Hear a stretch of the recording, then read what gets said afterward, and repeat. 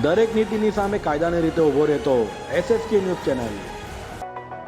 કેન્દ્ર સરકાર દ્વારા CAA ને લઈ નોટિફિકેશન જાહેર કરતા સુરતના સાંસદ અને કેન્દ્રીય રાજ્યમંત્રીએ સુરતમાં નિવેદન આપ્યું હતું। કેન્દ્ર સરકાર દ્વારા CAA બિલનું સત્તાવાર નોટિફિકેશન બહાર પડાયું છે।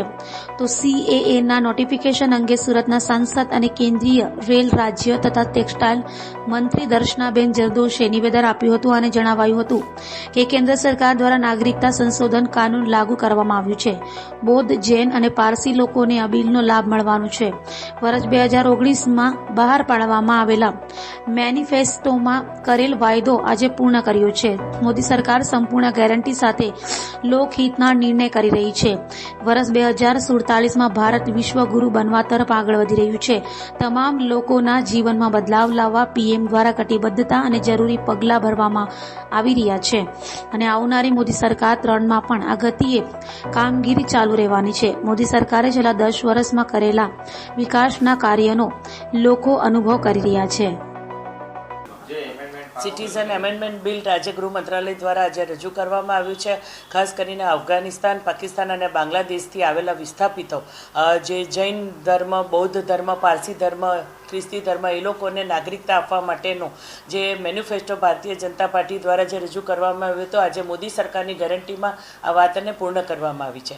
ખાસ કરીને છેલ્લા કેટલા વખતથી એની ચર્ચા હતી અને દેશના ગૃહમંત્રી અમિત શાહ દ્વારા જેના ખૂબ પ્રયત્નથી આજે પ્રધાનમંત્રીશ્રીએ નવી સરકારના શરૂઆત પહેલાં ખૂબ ગેરંટી સાથે જે વાત કરી હતી આજે પૂર્ણ કરી છે। પ્રધાનમંત્રી શ્રી નરેન્દ્ર મોદીજી કોઈ પણ નિર્ણય ચૂંટણીલક્ષી લેતા નથી અને વારંવાર એમણે આ વાતો કરી છે કે હું લોકોના જીવનમાં બદલાવ માટે, ખાસ કરીને જે લોકોને જરૂર છે એના માટેની યોજનાઓ પણ બની છે, એ જાતે બતાવી રહ્યા છે, જાતે સખત પરિશ્રમ કરી રહ્યા છે અને દેશને વિશ્વગુરુ બનાવવા તરફ આગળ લઈ જતા વખતે જે સંકલ્પો કર્યા છે કર્તવ્યકાળમાં પૂરા કરે છે।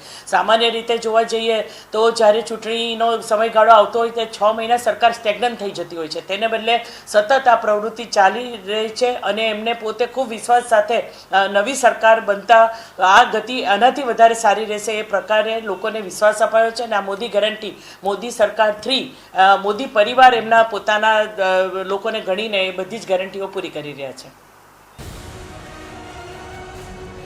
દરેક નીતિની સામે કાયદાની રીતે ઊભો રહેતો SSK ન્યૂઝ ચેનલ।